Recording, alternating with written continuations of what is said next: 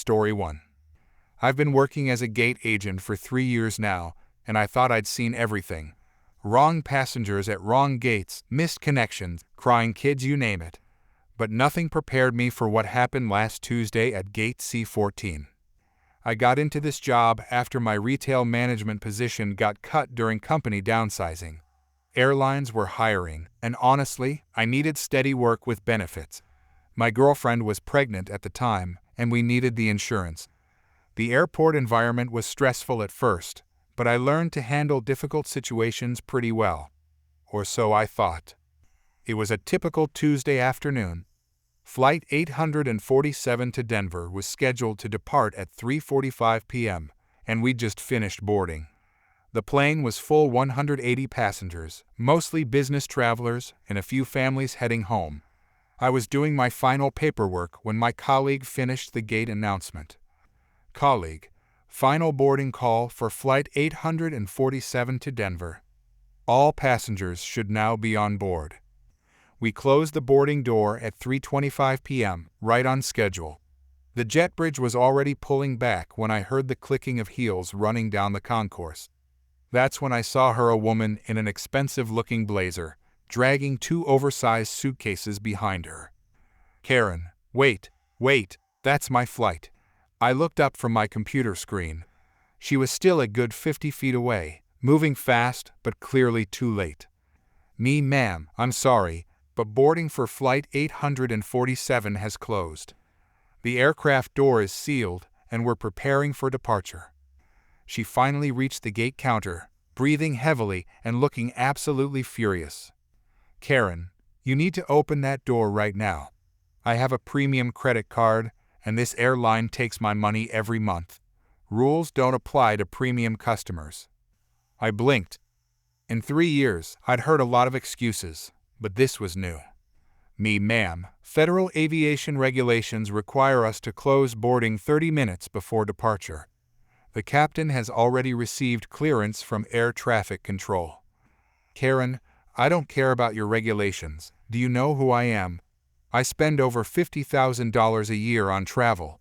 My credit card company specifically told me that premium members get special treatment. She pulled out a black credit card and waved it in my face like it was some kind of magical talisman. I understand your frustration, but the aircraft door cannot be reopened once it's sealed. I can help you get on the next flight to Denver, which departs at 6:20 p.m. That's when she completely lost it. Karen, this is ridiculous. You people are violating my constitutional rights. I have the right to travel. She grabbed her largest suitcase and shoved it directly in front of the gate scanner, blocking the entire boarding area. The red light started flashing, and an alarm began beeping. Karen, nobody else gets on any plane until I get on mine. My colleague immediately called for a supervisor while I tried to de-escalate. Ma'am, you need to move your luggage. You're blocking emergency equipment. Karen, emergency equipment. The only emergency here is your customer service. I'm being kidnapped. You're kidnapping my travel plans. She started screaming at the top of her lungs. Other passengers waiting for different flights began staring and pulling out their phones. A few stepped back, clearly uncomfortable with the scene unfolding. Karen, this is kidnapping. They're holding my vacation hostage. Someone call the police. The irony wasn't lost on me. She was demanding someone call the police while actively breaking airport regulations. My supervisor arrived, a calm woman who'd been dealing with difficult passengers for over a decade. Supervisor, ma'am, I'm the gate supervisor. I understand you missed your flight, but we need you to move your luggage immediately. Karen, finally, someone with authority. Tell your employee to open that door right now, or I'm calling my lawyer. Supervisor, the aircraft has already pushed back from the gate. Even if we wanted to, we physically cannot reopen the boarding door at this point. Karen looked toward the window and saw the plane slowly moving toward the taxiway. That's when she completely snapped. Karen, no, this is not happening. She grabbed the metal stanchions that formed the boarding queue and started shoving them over. The heavy posts crashed to the ground with loud metallic bangs. Other passengers jumped back as the barriers fell. Karen, you people are all incompetent. I'm never flying this garbage airline again. My supervisor was already on her radio calling for airport security. Within 2 minutes, 2 officers arrived, but Karen wasn't done. Security officer, ma'am, we need you to calm down and step away from the gate area. Karen, don't touch me. This is assault. I want to speak to the airport manager, the airline CEO, and the Department of Transportation. She continued ranting about her constitutional rights while the officers tried to reason with her. When they asked her to leave the gate area, she refused and sat down on the floor. Karen, I'm not moving until someone fixes this situation. I have rights. The security officers exchanged glances. They'd clearly dealt with situations like this before. Security officer, ma'am, you're disrupting airport operations. We're asking you one more time to leave voluntarily. Karen, I'm not going anywhere. You can't make me. That's when they warned her about the taser. She laughed and said they wouldn't dare touch a premium customer. She was wrong. The brief electrical current dropped her immediately. The officers helped her to her feet, handcuffed her, and escorted her out while she continued screaming about lawsuits and constitutional violations. 3 hours later, my supervisor told me the woman had been banned from flying with our airline indefinitely. Apparently, she tried to file complaints with every agency she could think of, but airport security footage clearly showed her blocking emergency equipment and destroying airport property. The next flight to Denver departed on time. The passengers who witnessed the earlier incident were much more patient and understanding when we dealt with a minor delay. Sometimes people just need perspective. I still work at the same gate, and every time I see someone running toward a closed boarding door, I remember that Tuesday afternoon. Most people accept that they missed their flight and work with us to find solutions. But every now and then, someone thinks their credit card makes them special. It doesn't. Story 2. I've been living in Maple Grove subdivision for about 8 years now. My husband and I moved here right after we got married, drawn by the quiet streets and family-friendly atmosphere. I started attending homeowners association meetings about 3 years ago when our previous treasurer moved away and I volunteered to help with the books. It's not the most exciting volunteer work, but our little community of 42 houses runs pretty smoothly when everyone pitches in. The monthly meetings are usually pretty straightforward. We gather in the community center every third Thursday to discuss maintenance issues, review the budget, and vote on any improvements. Our president has been running these meetings for 6 years now, and he keeps things organized and fair.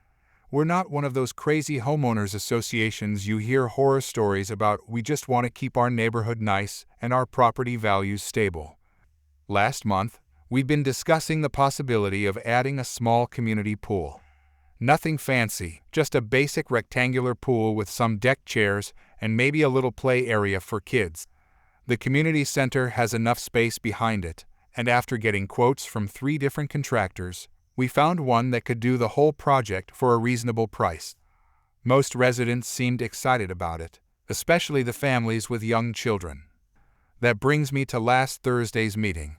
I arrived early as usual to help set up chairs and make sure we had enough copies of the agenda. By 7 o'clock, we had about 20 residents gathered in the main room, which was a pretty good turnout for us. Our president was just calling the meeting to order when this woman I'd never seen before burst through the front doors. She was probably in her 50s, wearing an expensive-looking blazer and carrying a huge designer purse. Her hair was perfectly styled, and she had this look on her face like she smelled something terrible. She marched straight to the front of the room without even acknowledging anyone. President, good evening, ma'am. Are you a resident of Maple Grove? I don't believe we've met. Karen, that's irrelevant. I'm here about this ridiculous pool proposal, and I have every right to be here. President, well, these meetings are typically for residents only, but you're welcome to observe. However, only homeowners can participate in discussions and voting. Karen, observe? Observe? I didn't drive 20 minutes to sit quietly in the back like some child. This pool is going to destroy the character of this neighborhood, and I'm here to stop it. I glanced around the room and could see other residents looking confused. A few people were whispering to each other, probably wondering who this woman was and why she cared so much about our pool. Resident from row 3, excuse me, but do you live in Maple Grove? Karen, I live in Oakwood Estates, just 2 miles from here.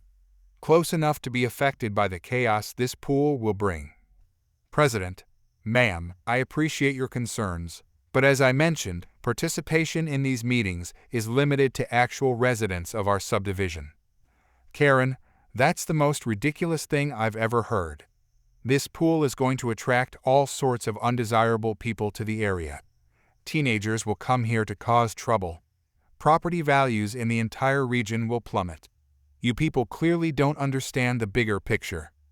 She pulled out a folder from her purse and started waving it around. Karen, I've done extensive research on community pools, and the statistics are alarming. Crime rates increase by an average of 15% within a half-mile radius of public swimming facilities. Do you want drug dealers hanging around your precious little community center? President, ma'am, with all due respect, this would be a private pool for residents only. We're not building a public facility. Karen, private, public, it doesn't matter. Word gets out, and before you know it, you'll have cars parked all over these streets and loud music playing until midnight. I've seen it happen in other neighborhoods. At this point, several residents were getting visibly annoyed. One elderly gentleman who lives on my street shook his head and muttered something under his breath. Karen, furthermore, I demand to be given voting rights in this matter. My property taxes help fund the roads that lead to this subdivision, so I have a financial stake in what happens here. President, that's not how homeowners associations work. You need to own property within our specific subdivision boundaries to have voting rights. Karen, then I nominate myself as president of this association. Clearly, the current leadership lacks the vision and backbone needed to protect this community from making a catastrophic mistake. The room fell completely silent for a moment. I couldn't believe what I was hearing. This woman, who didn't even live here, was trying to take over our meeting and appoint herself as our leader. President, ma'am, I'm going to have to ask you to leave. You're disrupting our meeting, and you have no authority to nominate yourself for any position in our association. Karen, you can't make me leave. This is a public building, and I have every right to be here. You're all being incredibly discriminatory and unwelcoming to concerned citizens. She started pulling papers out of her folder and throwing them on the floor. Karen, these are newsletters from other homeowners associations that made the same mistake you're about to make. Pool installations that turned quiet neighborhoods into war zones. But you're all too stubborn and short-sighted to listen to someone with actual experience and research. President, that's enough. I'm calling the police. Karen, good, call them. They'll tell you that you can't exclude tax-paying citizens from public meetings. I know my rights, and I'm not going anywhere until you people come to your senses and cancel this pool project permanently. Our president stepped out of the room to make the call while the rest of us sat there in stunned silence. This woman continued ranting about property values and undesirable elements for another 10 minutes. She picked up some of our meeting handouts from the table and threw those on the floor too, calling them propaganda designed to mislead honest homeowners. When the 2 police officers arrived, they were very professional and polite. They asked the woman to explain why she was there and listened to her complaints about the pool. Then they asked our president to explain the situation. Officer, ma'am, do you own property in this subdivision? Karen, no, but that doesn't matter. I'm a concerned citizen trying to prevent a disaster. Officer, sir, is this a private homeowners association meeting? President, yes, officer. It's limited to residents of our subdivision. We hold them in this community center, which is private property owned by our association. Officer, ma'am, you're going to need to leave the premises. You're trespassing on private property and disrupting a lawful assembly. Karen, this is outrageous. You're violating my constitutional rights. I demand to speak to your supervisor immediately. Officer, you can file a complaint at the station if you'd like, but right now you need to come with us." She started yelling about lawsuits and discrimination as they escorted her out of the building. Through the windows, we could see her continuing to argue with the officers in the parking lot for several more minutes before they finally arrested her and put her in the back of their patrol car. After they left, our president came back inside and apologized for the disruption. We decided to postpone the pool vote until next month to give everyone time to process what had just happened. Most residents seemed even more supportive of the pool project after dealing with that woman's bizarre opposition to it. I found out later from a neighbor who knows someone in Oakwood Estates that this woman has a reputation for showing up uninvited to various community meetings throughout the county. Apparently, she considers herself some kind of neighborhood watchdog, but really she's just a busybody who can't mind her own business. The pool project passed unanimously at our next meeting, and construction starts next month. I can't wait to enjoy it this summer without any uninvited guests trying to crash our pool parties. Story 3. I've been running my family's butcher shop for 15 years now. My grandfather started this place back in 1962, and my father took over in the 80s before passing it down to me. We've always prided ourselves on quality meat, fair prices, and treating our customers with respect. What happened last Tuesday was unlike anything I'd ever experienced in all my years behind the counter. It was around 2 in the afternoon, right after the lunch rush. I was reorganizing the display case when I heard the bell above the door chime. A woman in her 40s walked in, wearing a flowing green dress and carrying what looked like a hemp tote bag. She had this intense look in her eyes that immediately put me on edge. She stopped dead in her tracks when she saw our meat display. Her face went pale, then red, then she started trembling. "Woman, oh my God, this is absolutely disgusting." I looked up from arranging the ribeye steaks, confused. Excuse me, is there something I can help you with today?" "Woman, help me, help me. You're displaying the corpses of innocent animals like they're some kind of trophy. I've dealt with vegetarians and vegans before. Most are perfectly reasonable people who just politely decline when they realize what kind of shop they've wandered into. This was different. Ma'am, this is a butcher shop. We sell meat. If you're looking for plant-based options, there's a health food store 2 blocks down." "Woman, this is traumatic. This is offensive. These poor souls were murdered for your profit." She was getting louder with each word. The elderly couple browsing our selection of chicken looked uncomfortable and started moving toward the door. "I understand you might have strong feelings about this, but I'm going to have to ask you to keep your voice down. You're disturbing other customers." "Woman, disturbing? Disturbing? Do you know what's disturbing? This holocaust of innocent creatures. That's when things went completely off the rails." Before I could react, she lunged toward the display case and grabbed a package of our premium grass-fed steaks. "Woman, these beautiful souls need to be freed from this prison." She hurled the package toward the front door. It hit the glass with a wet thud and slid down, leaving a streak of meat juice. The elderly couple quickly left. Hey, stop that right now." But she wasn't stopping. She grabbed another package, this time our specialty lamb chops, and launched it toward the window.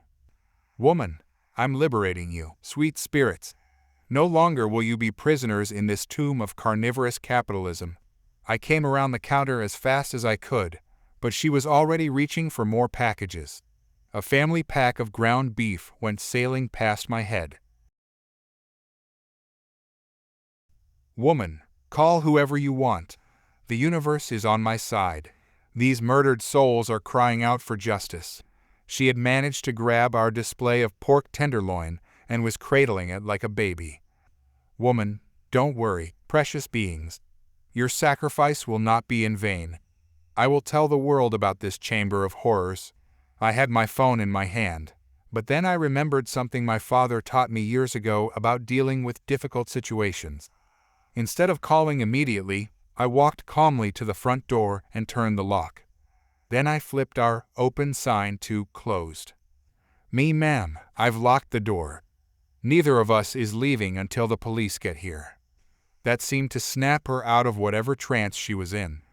She looked around and realized she was trapped. Woman, you can't keep me here. This is false imprisonment. Me, actually, this is called citizen's arrest. You've destroyed my property and created a public disturbance. The law allows me to detain you until authorities arrive. I called the police while keeping an eye on her. She had stopped throwing meat and was now pacing back and forth, muttering about corporate conspiracies and animal spirits. When the officers arrived about 10 minutes later, they found her sitting in the corner, still clutching a package of bacon and whispering what sounded like an apology to it. The first officer was someone I recognized from the neighborhood.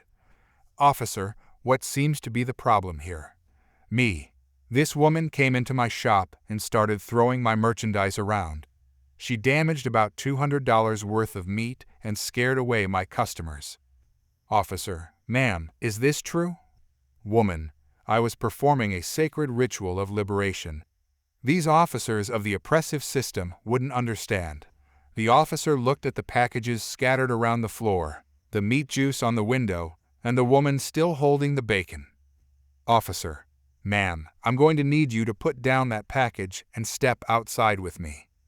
Woman, I refuse to participate in this farce. I demand to speak to your superior. Officer, you can discuss that at the station. You're under arrest for destruction of property and disturbing the peace. As they led her away, she turned back toward my shop. Woman, this isn't over. The animals will have their revenge. Your karma is coming. 3 weeks later, I received a call from the district attorney's office. She had been charged with harassment in addition to the property damage. Because she had no prior record, they offered her a plea deal, pay full restitution for the damaged meat, cover my lost business for that afternoon, and complete 20 hours of community service. The community service, working at the animal shelter, cleaning kennels and walking dogs.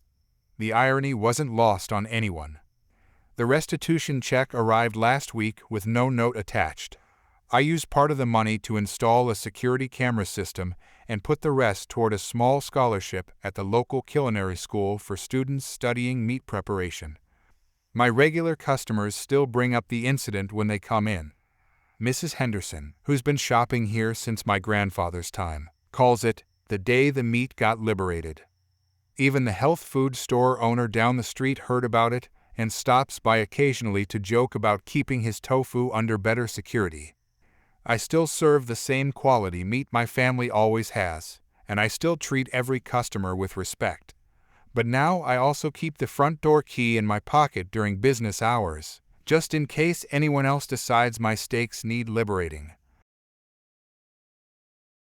Story 4. Let me give you some background first. I'm a single mom working 2 jobs to make ends meet. My daughter just turned 15, and money's been really tight lately. I couldn't afford to rent a venue or throw a big party at home since our apartment is tiny. The local park has always been our go-to spot for celebrations because it's free, has picnic tables, and the kids love the open space. I've been taking my daughter to Riverside Park since she was little. We know the rules: no amplified music after 8, clean up after yourself, first come first serve on the pavilions. Simple stuff. I always make sure we follow every single rule because I respect the space and other people using it. So last Saturday, I got to the park early with my daughter and her 4 closest friends. I brought decorations, a homemade cake, and a small Bluetooth speaker for some background music. Nothing crazy loud, just enough so the kids could enjoy themselves. We set up at the pavilion we reserved online 2 weeks in advance. Everything was perfect. About an hour into the party, this woman shows up. She looked to be in her 50s, wearing a tracksuit and power, walking through the park like she owned the place. At first, she just walked by and gave us some dirty looks. I figured maybe she didn't like teenagers or parties, which is fine. Not everyone has to be happy about kids having fun. But then she came back, and this time she walked straight up to our pavilion. Karen, excuse me, But you can't have this here. Me, I'm sorry. What do you mean? We reserved this pavilion. Karen, I don't care what you think you reserved. I walk through this park every single day, and I will not tolerate this disruption to the peace and quiet. I was confused because we weren't being loud or doing anything wrong. The music was at a reasonable volume, and the kids were just sitting around eating cake and talking. Me, ma'am, we're following all the park rules. We reserved this space properly, and we'll clean up when we're done. Karen, you didn't ask me for permission. I've been walking this route for 12 years, and this is my park. You can't just come in here with your noise and your mess and ruin everyone's experience.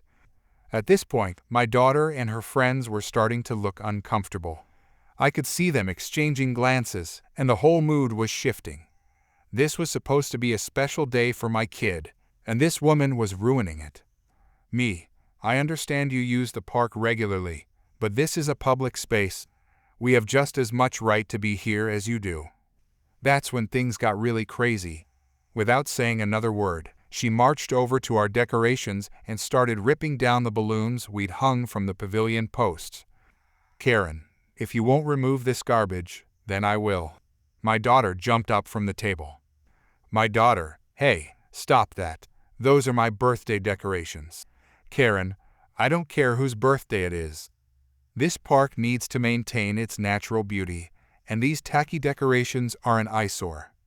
I pulled out my phone and started recording because I could tell this was escalating fast.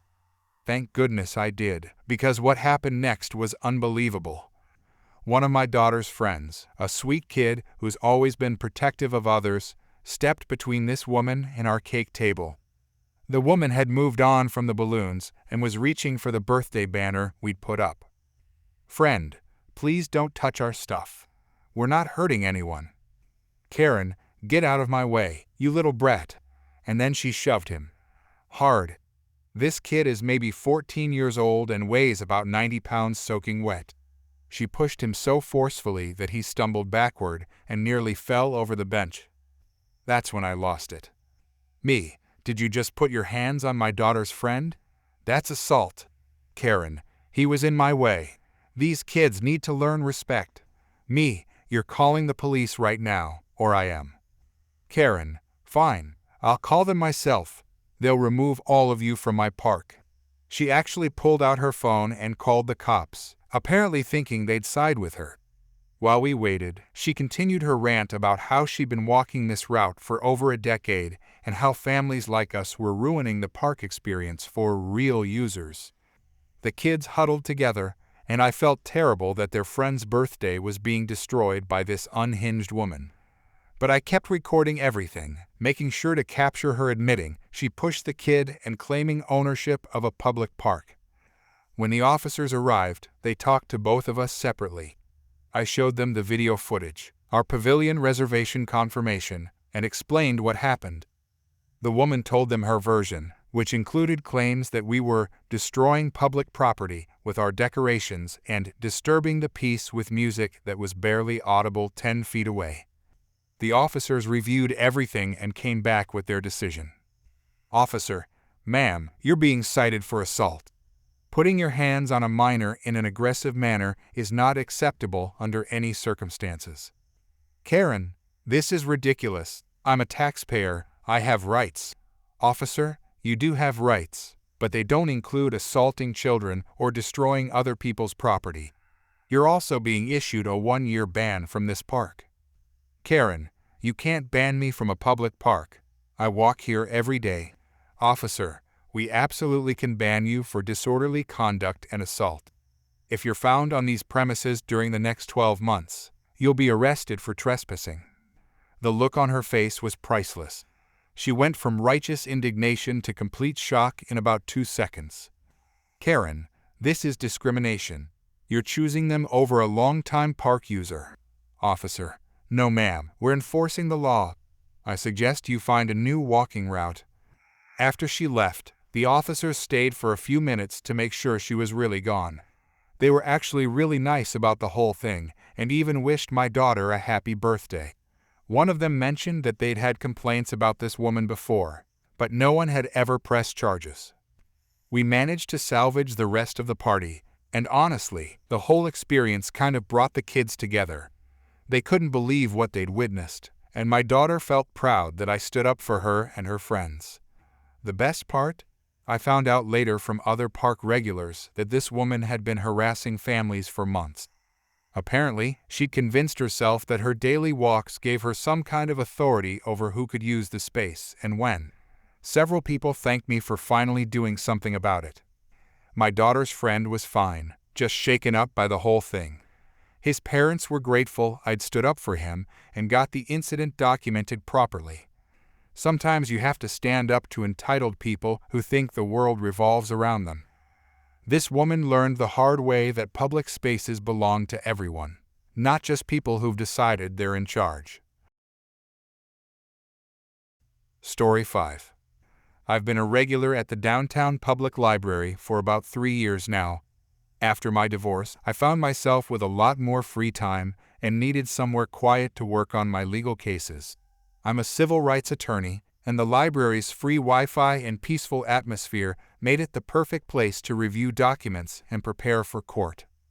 That Tuesday started like any other. I had a stack of files spread across my usual table in the corner, working on a discrimination case that was going to trial next week. The children's section was busier than normal since it was summer reading program season. Kids were picking out books with their parents, and the librarians had put up some colorful displays to celebrate June. I noticed one display in particular caught a lot of attention. It was a small collection of children's books about different families. Some had 2 dads, some had 2 moms, and others showed various family structures. Nothing graphic or inappropriate, just simple picture books explaining that families come in all shapes and sizes. The sign above it read, "Celebrating All Families Pride Month Display." Most parents walked by without giving it much thought. Some stopped to look with their kids. Everything was normal until she walked in. This woman stormed into the children's section like she owned the place. She was probably in her 40s, wearing a floral dress and carrying a designer purse that looked more expensive than my monthly rent. Her son, who couldn't have been older than 8, was trailing behind her looking embarrassed. At first, she seemed to be browsing normally. Her kid picked up a book about dinosaurs and showed it to her excitedly. But then her eyes landed on the Pride Month display, and I watched her face completely change. "Karen, what is this garbage?" The librarian, a sweet older woman who'd helped me countless times, looked up from where she was shelving books. Librarian: "Oh, that's our Pride Month display celebrating diverse families. We rotate our displays monthly to highlight different themes." "Karen, this is completely inappropriate. These books don't belong in a children's section." Her voice was getting louder, and I noticed other parents starting to look over. Some gathered their kids closer, sensing the tension building. Librarian: "Ma'am, these are age-appropriate books that simply show different types of families. Many children have same-sex parents or know families that look different from their own." "Karen, I don't care. This is indoctrination. You're trying to corrupt innocent children with your liberal agenda." I quietly pulled out my phone and started recording. Something about her aggressive tone told me this wasn't going to end well, and I've learned to document everything in my line of work. "Karen, my son shouldn't have to see this propaganda. Remove these books immediately." Librarian: "I'm sorry, but I can't do that." The display was approved by the library board and will remain up through the end of June. That's when Karen completely lost it. She grabbed 3 books from the display and hurled them across the room. One hit a bookshelf, another landed on a table where a mom was reading with her toddler, and the third scattered some puzzle pieces that kids had been working on. "Karen, there, if you won't remove this filth, I will." Her own son looked mortified and started tugging on her dress. "Son, Mom, please stop. People are staring." Karen: "Good. Maybe they'll see what this place is really trying to do to our children." She grabbed 2 more books and threw them even harder. One hit the wall with a loud thud that made several small children start crying. Parents were quickly ushering their kids away from the scene. Librarian: Ma'am, I need you to stop immediately or I'll have to call security. Karen, call whoever you want. I'm not leaving until every single one of these disgusting books is gone. She reached for more books, but the librarian stepped between her and the display. Librarian, that's enough. You're destroying public property and disturbing other patrons. I'm calling the police. Karen, fine, call them. They'll agree with me once they see what you're exposing children to. She kicked one of the fallen books across the floor for good measure. Her son was now openly crying, begging her to leave. Son, Mom, please, let's just go home.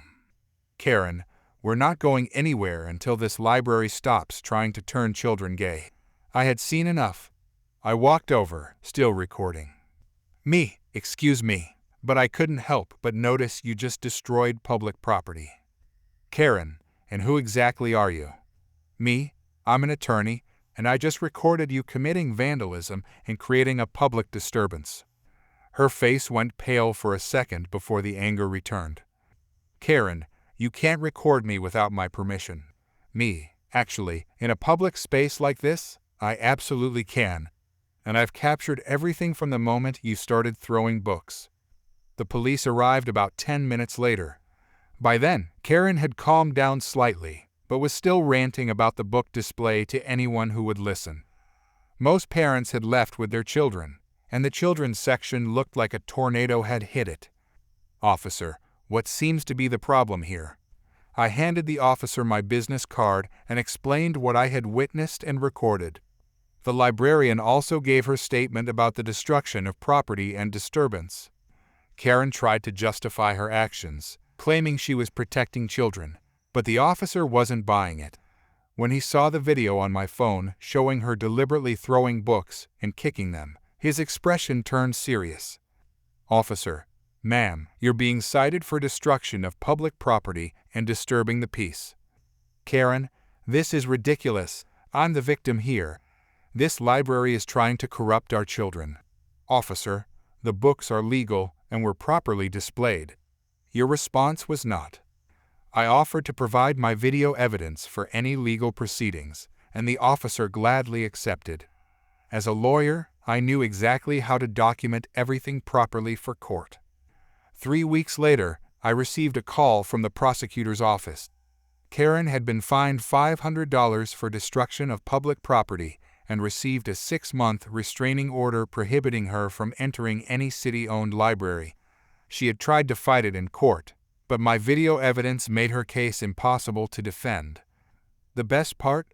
The library board voted to make the Pride Month display a permanent fixture after hearing about the incident.